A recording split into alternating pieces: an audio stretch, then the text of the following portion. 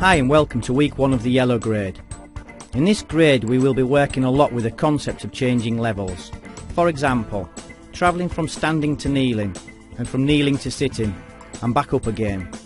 This will start to develop a greater understanding of how to deliver the weapons from different levels and angles. This is something that we all need to understand, as it's not as easy as it sounds or looks. Plus there are many hidden applications in the transitional movements that we all want to own.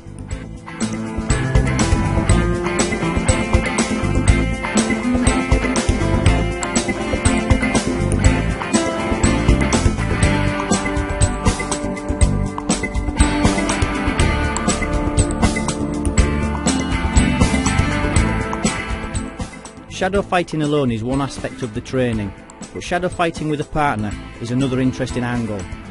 When we shadow with a partner, the objective is to try and respond to what we see. There are many levels of development within the shadow, as there are within all areas of our training. But this response style of shadow is simple yet great fun, as it lifts our attention and observation levels quite sharply, and keeps us on full throttle for the duration of the shadow training.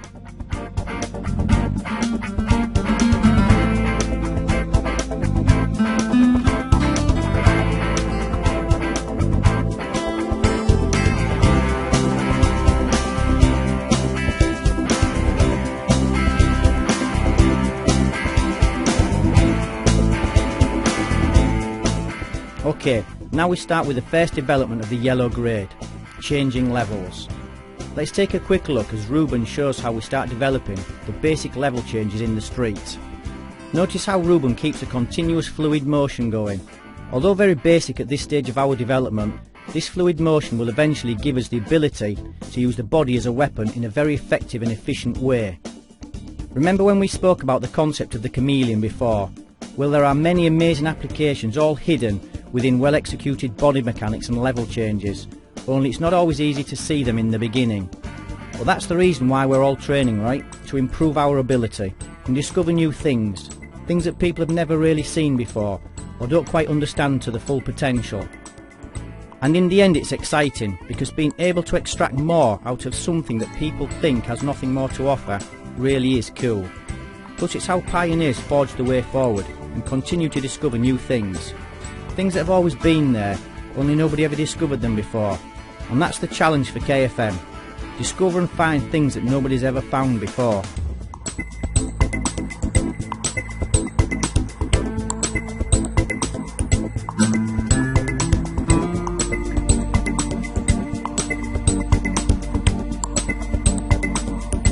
Now our opponent starts working us through the basic level changes and calls one of the simple weapons. The objective is to get back to our feet and attack. We can see in this example that we are using 3 different levels, but all the weapons are fired from standing. This is designed to program the brain to try and get back to our feet as fast as possible should we ever hit the ground by mistake. Obviously this will evolve in time as we continue to develop our striking abilities in all levels, including the ones we have not touched upon yet. But as always, we need to start somewhere, and that somewhere is in the beginning.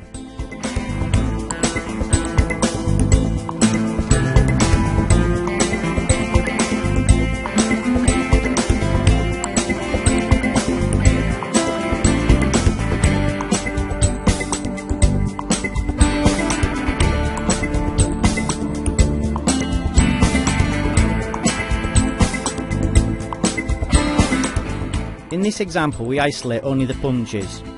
Watch as Ruben travels through the 3 levels that we are concentrating on at the moment. But notice how he is constantly fighting to get back to his feet. This exercise will make us appreciate just how difficult it is to travel through the ranges effectively whilst under attack. Definitely not easy. And as we always like to state, this is only a training exercise and a long way off what it's really like.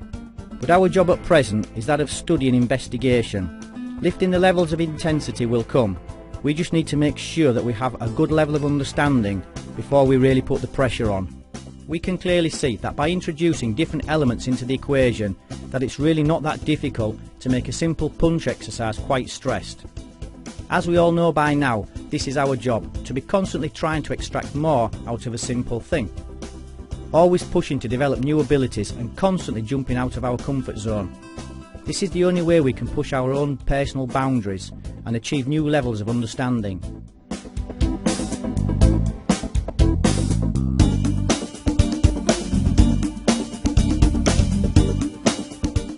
Again, we follow our process of isolation, and in this exercise we introduce the pensa codo. If we watch carefully, we can see just how the elbow evolved from the pensa door, and when we see it in motion it's so obvious. But the only reason it's obvious is because it's combat tested and not a technical invention.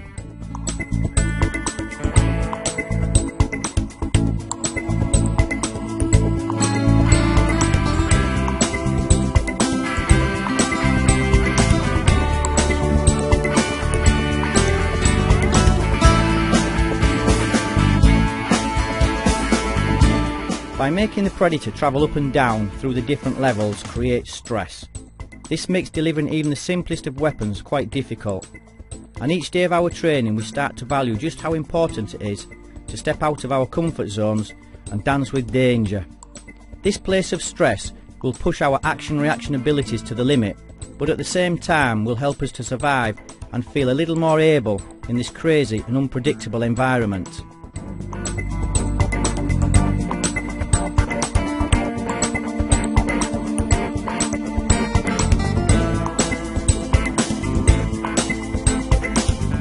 The kick in the lower grades of the programme is very basic, but don't be deceived, the kick in the street is radical and ballistic.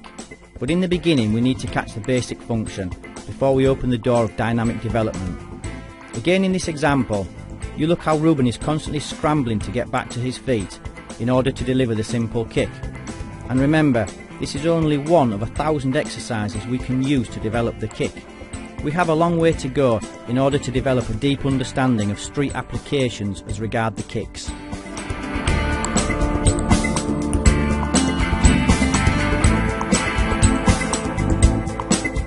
The pence attack is a true evolution of instinct. When we feel stressed, many times we just put our heads down and charge. The pence attack is an evolution of this instinct, and KFM has refined the pence attack into a dynamic and ballistic destroyer and weapon of entry.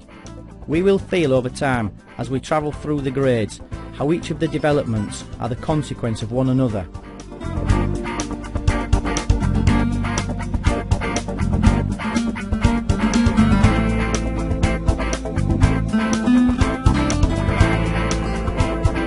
We have been developing the 3 levels in this first class: standing, kneeling and sitting. Now in this particular exercise we focus on developing from kneeling. We isolate and develop the kneeling, thus teaching us how to move around in this level, plus all the associated problems. Note, we are not striking from this level yet, but obviously we will be. But at this moment we just need to focus on getting up and down and how to move around a little.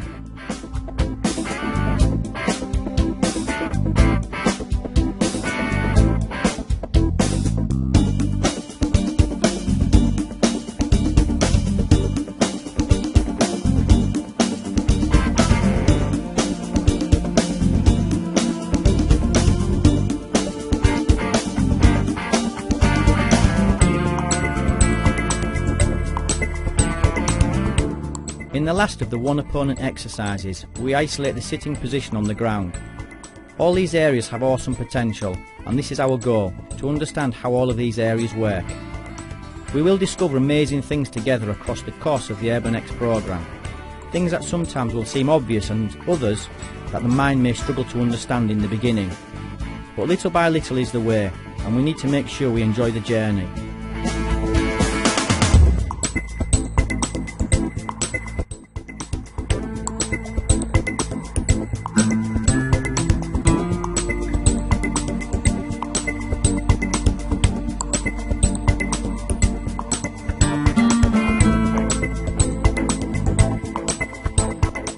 The 2-man predator exercise will make us feel just how dangerous being on the ground really is, and why we fight to get back to our feet as fast as possible. Fighting with one person from our knees is a thing, but fighting with 2 people who are both standing is a completely different ball game, and one that doesn't have good odds.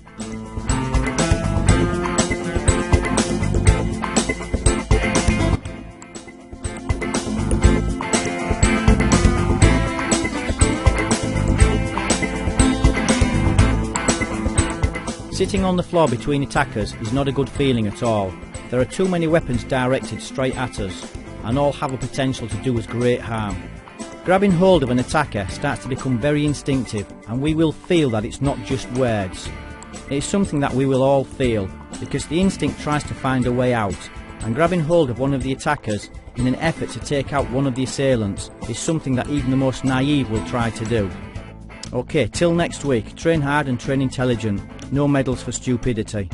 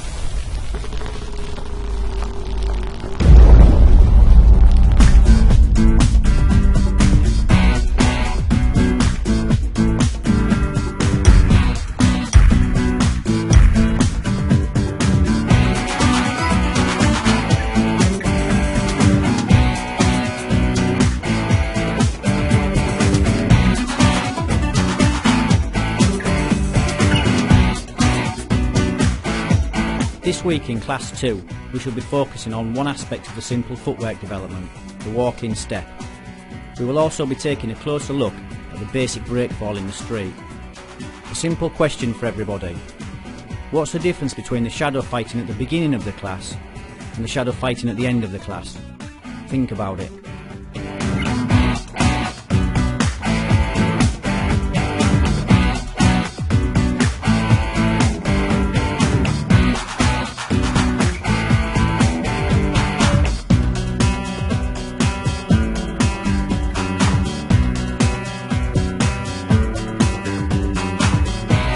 Well, clearly at the beginning of the class, we can only shadow what we carry from the previous training. The objective with the shadow at the end of the class is to connect the work that we have studied throughout today's class with all of the work that we have absorbed and carry from our previous training sessions. Sounds kind of obvious, but it's not. Mimicking choreography is one thing. Finding the genuine connection between the movements and how they function together is a great skill. A skill that eludes many people, as without a genuine ability to connect, we don't really have as much as we may think.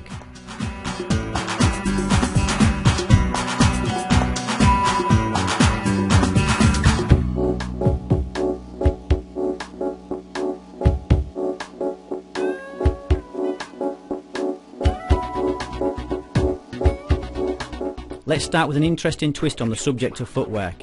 Over the years we have observed how footwork is greatly neglected, and in those cases where it is addressed and taught, quite often the student finds it totally boring. Why is that? Well, in reality we don't really need anybody to teach us how to walk, do we? We did that by ourselves when we were babies. What we do need though is to learn how to use this natural and instinctive motion as a weapon.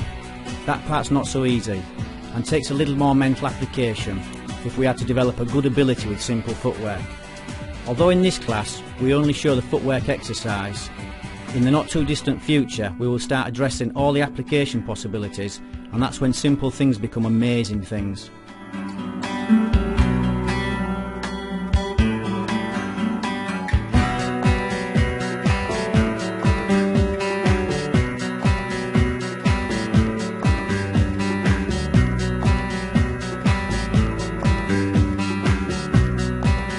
Functionality breakfalls in the street is rather different to that of breakfalls on the tatami.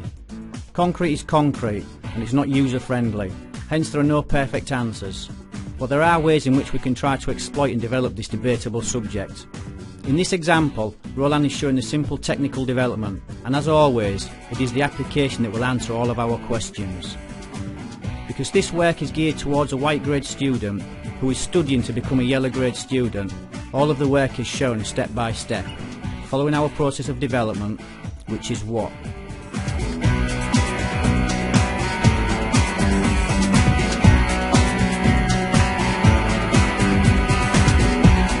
The answer to the last question is the structure of every class we have studied up until now.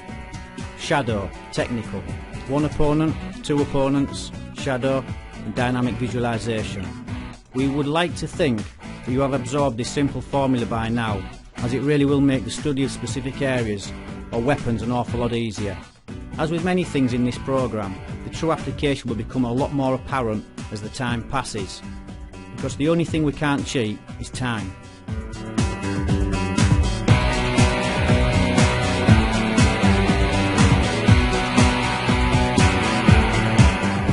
Being on the ground is difficult, because everything just seems so much harder to apply, but this is only due to our past conditioning. A simple thought: if we develop awesome punching power from standing, shouldn't we have the same ability from kneeling or sitting, and also other areas that we will look at very soon? For us done me, every area is like a Pandora's box when you open it. There are just so many surprises inside. But it keeps the passion alive, and that's what drives the desire to investigate. And when we investigate, obviously we find things. Sometimes the things we find are amazing, and other times they don't function. But we always discover something. Good answer or not so good answer. But we keep on learning, and that's the objective. Keep on learning. Now in this example we can see how Ruben is helping Roland develop the Penta from standing. Because this is a training exercise in isolation, it is shown very basic and slow, so you can see what's going on. Ruben pushes Roland from the front, back, left and right. The objective for Roland is to develop his base technical understanding and physical ability of the Penta. The boys train without protection most of the time, but in the beginning it's a good idea to use knee pads, especially if you're going to be training for long periods of time on the concrete. because like we said before, the concrete is not particularly user friendly and there's only one winner, and it's not us.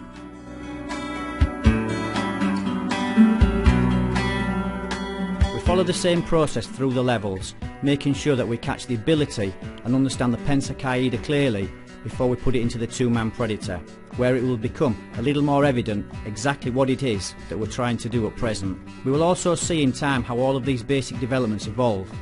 Don't forget, what we see and what we develop in these early classes is only the foundation to a greater level of understanding that will arrive in the future. Pensacola from sitting is relatively easy to develop and has loads of really cool applications just waiting to be exploited.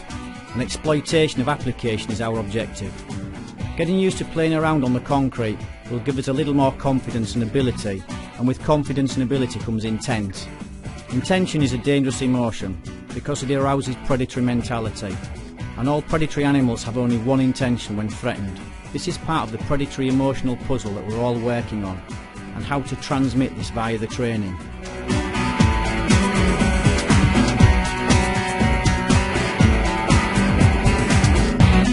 Now we lift the level of development just a little. Roland is attacking Husto with the focus pads, but at the same time Husto is isolating only the Pensacola. This is the first step in trying to catch a little bit of ability with the Pensacola. Afterwards we need to develop the application. This is an area that needs quite a lot of work, even just to catch a basic level, because constantly getting up and down is tough on the body, especially when it's trained on the concrete.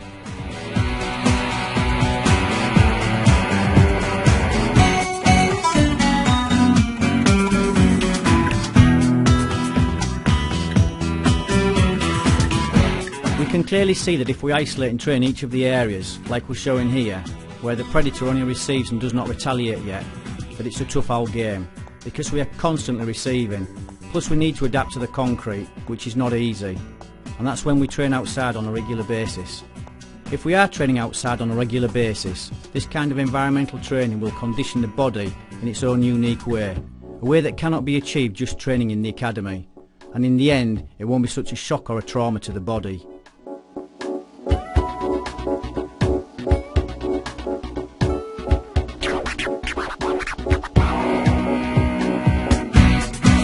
As we said before, we are not striking from kneeling or sitting position yet, but only from standing, as we are trying to program the instinct to get up as fast as possible should we hit the ground by mistake.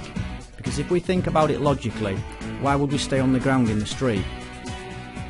Probably because we are unable to get up immediately for whatever reason, which would then mean that we now need to start fighting from wherever we are. And that's our challenge, little by little, to study and develop all the associated problems that we find on our quest to understand the unlimited.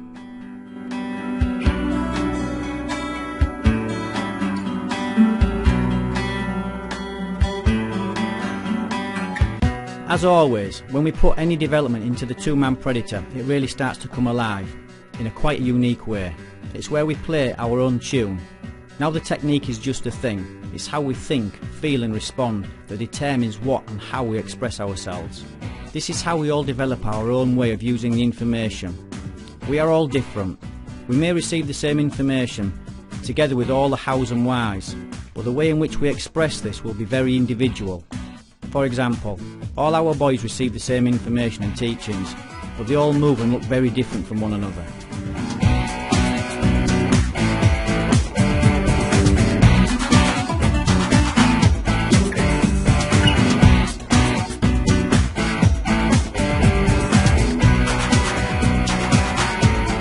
This creative and emotional personality that we all develop is a consequence of a creative and radical method of learning. We all talk about no limits and an open mind, but let's not forget, limitation is the consequence of imitation, and that creation is the consequence of investigation. This is another reason why to only imitate a thing is a massive limit. There are many imitators out there, but not many creators.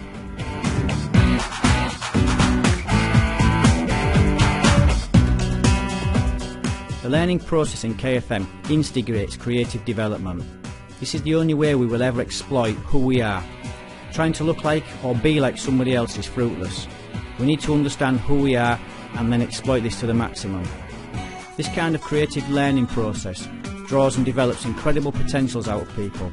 It also means that we don't just produce just one or two really good guys, but an entire fleet of extremely creative and talented teachers and students. The KFM formula is just a consequence of listening to life. Nothing more, nothing less.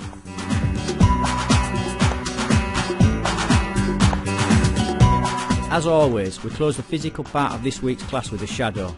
Let's watch as Ruben, and then Ruben and Roland, add some of the new work to this week's shadow fighting.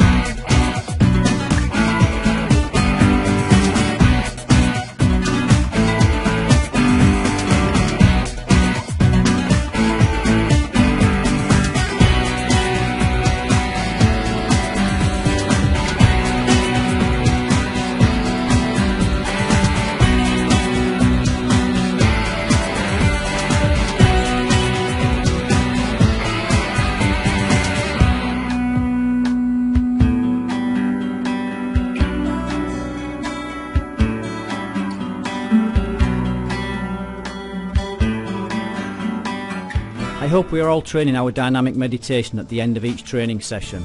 If not, make the effort. It will pay off big style in the future, as it will give the ability to question and investigate in a way that most people find extremely difficult. It will also help us to see and question things that nobody else can see at first glance, or second, or sometimes third. That's not because we have developed some kind of magical power, no, but that we have developed an extremely creative thought process mechanism, which allows us to find and discover many things only in thought. Many of the amazing developments in the KFM were found in this way. Some of these discoveries of the mind proved to be amazing, and some led to greater investigation as they did not produce the answer we first thought. But in the end, the creative visualization spawned many radical developments within the KFM, and continues to do so to this day. Till next class, enjoy.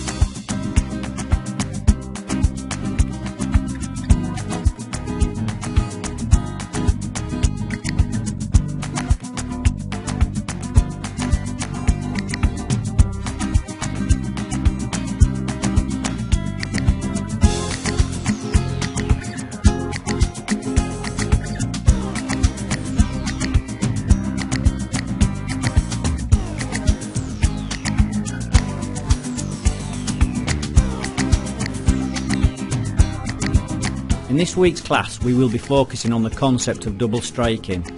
It seems kind of obvious really, and it is. Hit them twice with the same weapon. But as we all know by now, this is not enough for KFM. We need to understand a little more why, and then catch the ability via both the physical and mental side of our training. There is an emotional reason behind everything that we do, and double striking is no different. So let's investigate.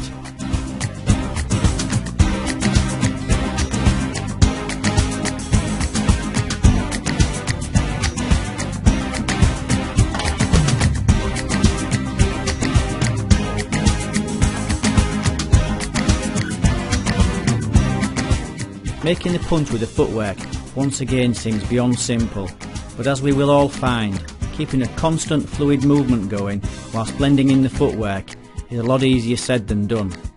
We talked about this before, but one of the problems with this particular kind of training is that in the beginning people tend to think it's totally obvious, therefore really easy, and that they don't need to train it because they already have it. Not so. We must spend time developing good rhythm.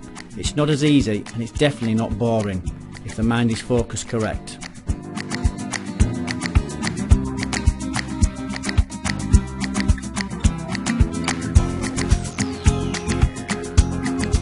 Pensacodo has many different possibilities and ways in which we can use it, more so than any other weapon of the body.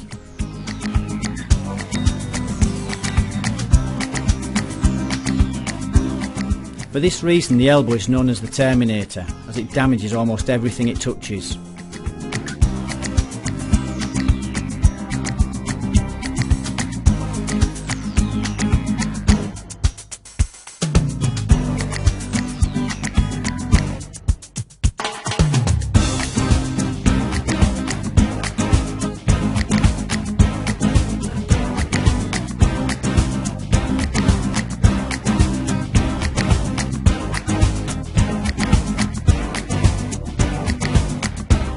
As we are still in the early stages of developing the programme, the knee still continues to be relatively basic.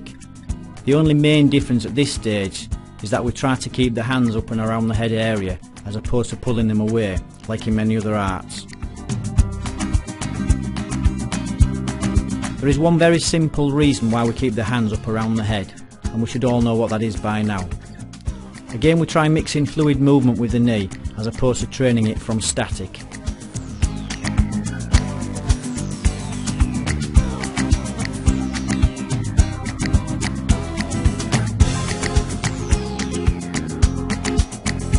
The simple kick for the street is quite raw and ballistic, and we all know that we don't need to spend years learning to perfect our kicks in order for them to look good, as this is not necessary for the street.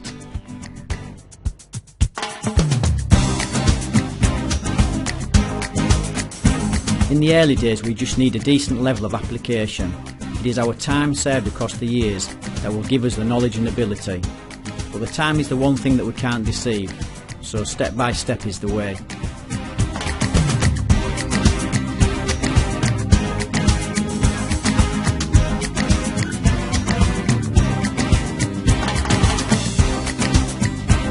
Now we bring our training partner in to help us develop the double punch.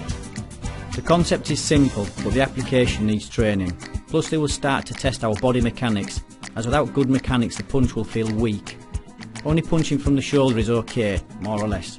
But when we get our full body weight behind the double punch, it becomes a serious contender in application.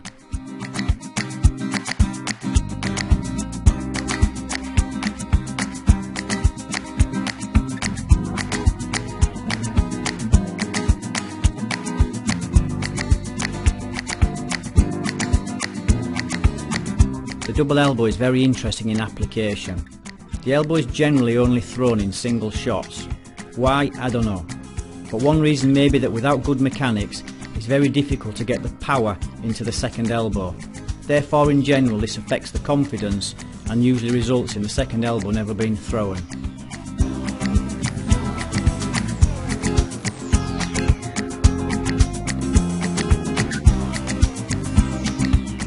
One of the simple objectives in the beginning, when developing the knees, is to try and keep the hands up high in the pensador or pensatecho, because the natural instinct is to pull the hands down in order to get the momentum.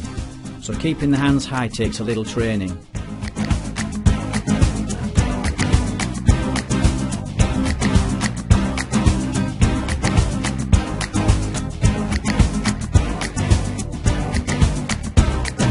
As with most things in the Urban X programme, the basic weapons are the key to the next attack.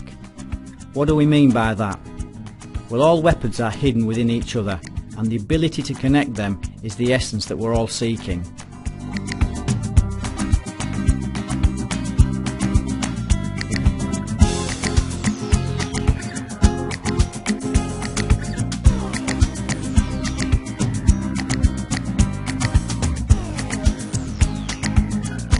We have talked about the concept of the chameleon once or twice already in the programme. This is a subject that is totally mind-bending as regards the study of street application, as one of the major elements in warfare is the element of surprise. This is exactly the concept of the chameleon, camouflage weapons that are hidden within a simple movement.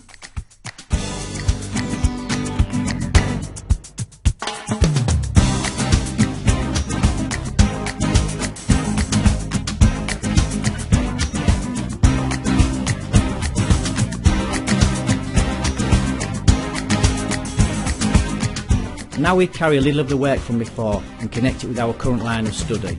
In the end, it's quite easy. It's like connecting the dots. And if we are able to do that, then the picture becomes much clearer. And obviously we want to understand as much as possible.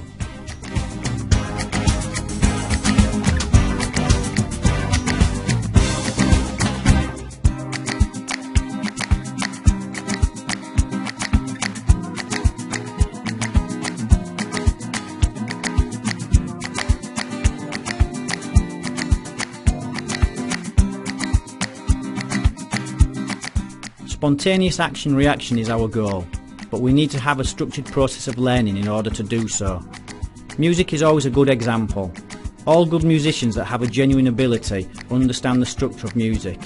But once understood, look what they are capable of producing. Some of the most incredible and emotionally inspiring stories via sound.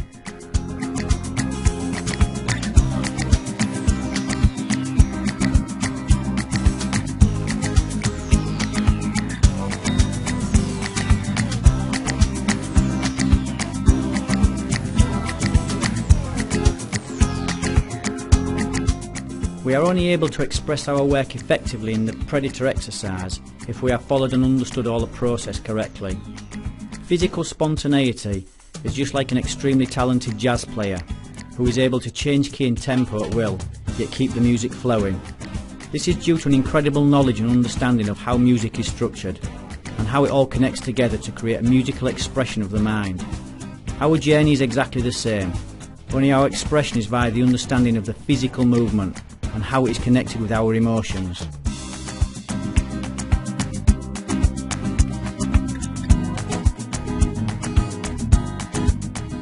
Developing our ability to move around on the ground is highly essential, as we all know.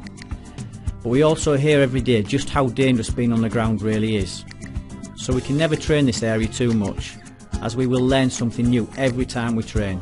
But this familiarity with the ground will develop a confidence within us and ultimately result in a higher level of real application.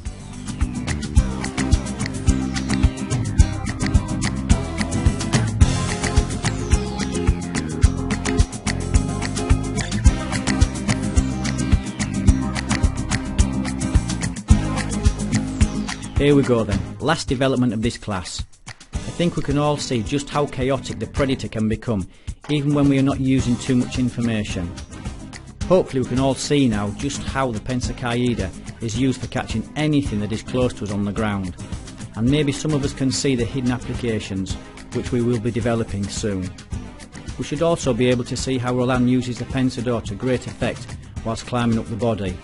All in all, a great development exercise, so have fun with it.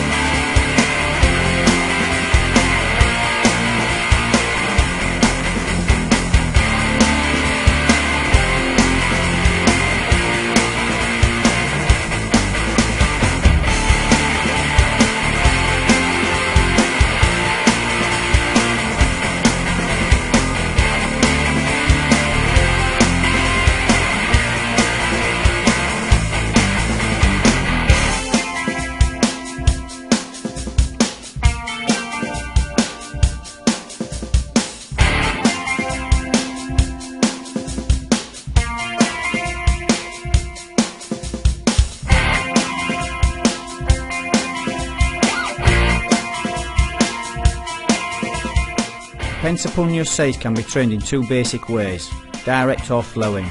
The example Justo is shown in this class is flowing. What is the difference between the two? Well, direct means that we fire all 6 punches one after another, and flowing means that we continue moving between every punch. The second example, and the one shown, will really work the rhythm and the mechanics combined, and that's why we work this exercise here.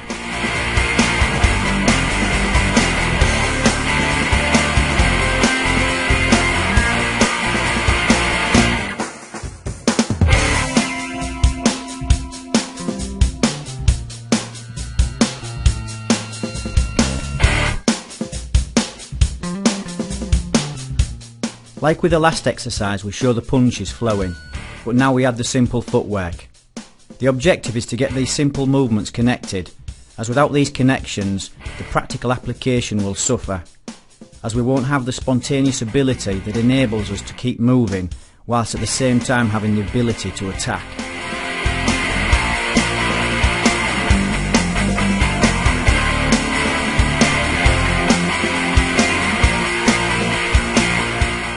This exercise is simple, but needs to be trained in order to catch all the basic elements. We always say on the seminars, if you have two monsters in front of you with bad intentions, how are you really going to stop them? No martial art magic, just pure brutal application. If we don't put the time into our basics, and if the time ever comes when we really need them, the insecurity in these movements will show in our inability to operate an attack, with what most people think is really easy, but it's not.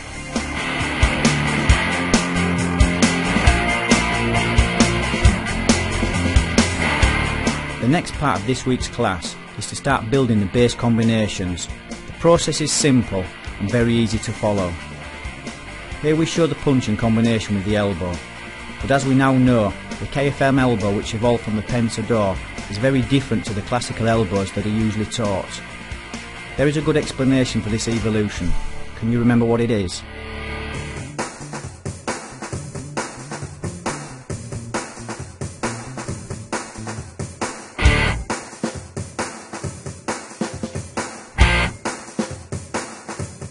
The next combination is the punch and the knee.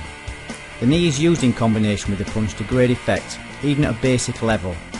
In close range, the knee is generally used to destroy the legs, as the legs support the structure of our opponent. The knee is one of those weapons that carries the concept of the chameleon in close range. There are many incredible evolutions of the knee that have all been discovered as a direct consequence of experience.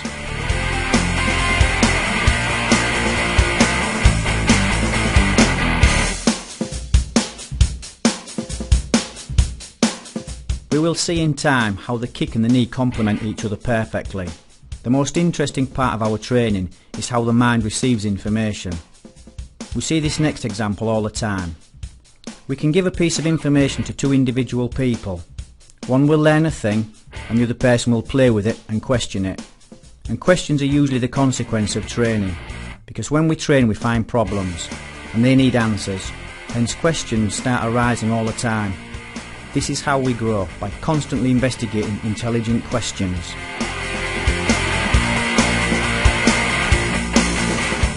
Let's take a quick look at Justo and Roland working the 6 punches on the focus.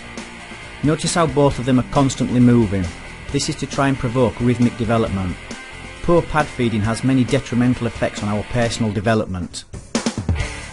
A pad feeder must also learn how to work with us, developing our weak points and exploiting our strong points.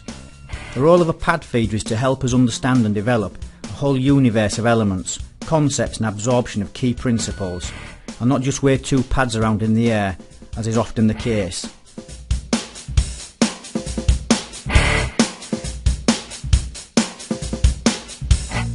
The punch-elbow combination is very interesting, because if we look carefully, we can see exactly how the basic instinct of defence evolved into the pensador, and how the pensador mutated into an attacking defence.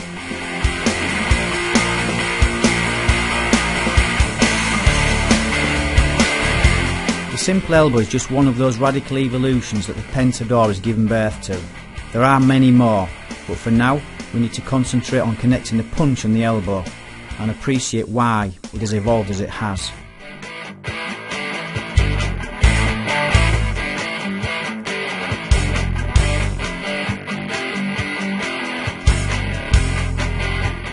Connecting the punch with a knee again is very simple in the beginning, but we must continue to put hard time into these basics.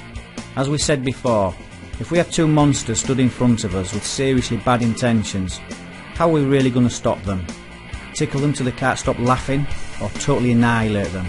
I know which one I prefer. Again, you look how Justo and Roland keep everything constantly moving. Even if it's not radical or ballistic as yet, the constant rhythm will help develop many attributes, all of which are essential if we want to grow and be constantly improving.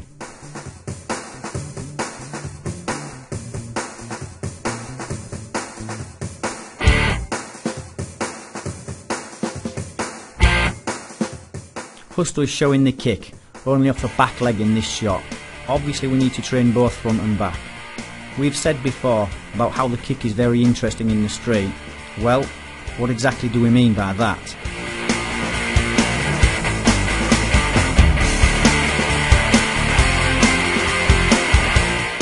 Well, apart from the fact that it is the connector for lots of weird and brutal applications, the kick has another twist that is usually overlooked. The shoe. The shoe is a weapon in itself. I've seen many interesting modified pieces of footwork across the years, all with only one intention: obscene damage. No training needed, just bad intentions.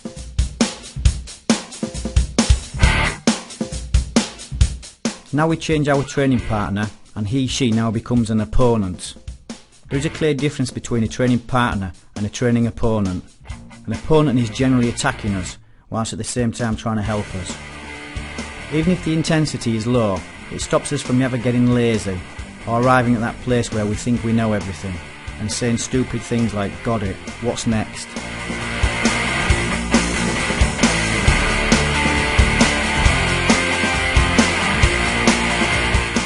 This is a great little exercise, as it really helps us become accustomed with the chaos of level changing and why. As we know, if we are not on our feet in a street situation, then it's probably because something has gone terribly wrong. And if it's gone wrong, it probably means we're scrabbling to stay alive and not particularly having a good time of it.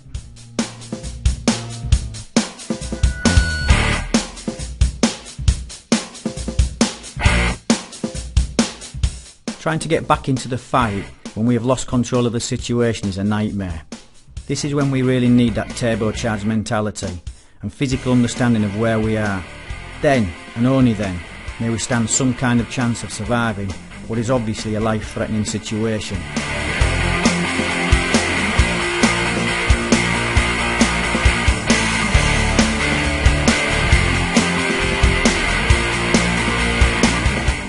This kind of training is so important as it just keeps everything in check. It makes us constantly realise that nothing is ever the same and that every time we train we will encounter new and strange situations or problems.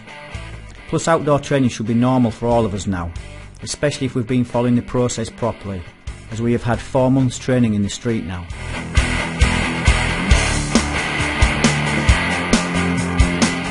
We should be able to see just how chaotic this kind of training can become.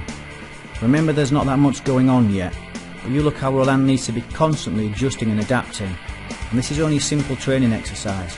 Don't forget it's a long way off full tempo, and the boys are still being very kind to Roland, as he's not receiving big style yet.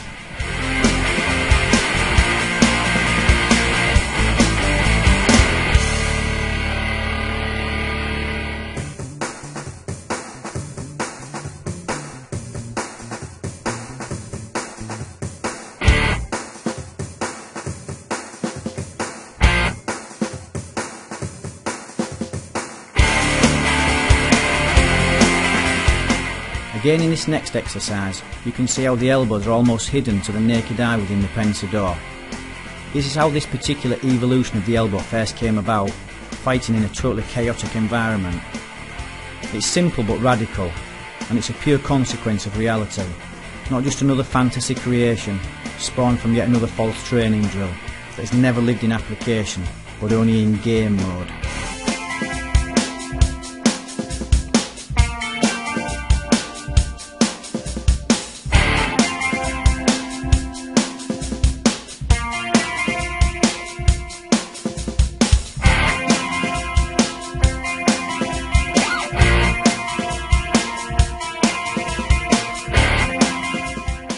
Spontaneous free play is where it's at, and again it's like a good musician having a good old jam. It's where all the fruit of long hours of study and dedication come alive. Set fixed drills are okay if they lead somewhere, but most of them don't. It tends to become a game of who knows the most drills, or who can do them the fastest. And if you don't know the drill and I can't train with you, you listen how ridiculous that sounds, and that's because it is.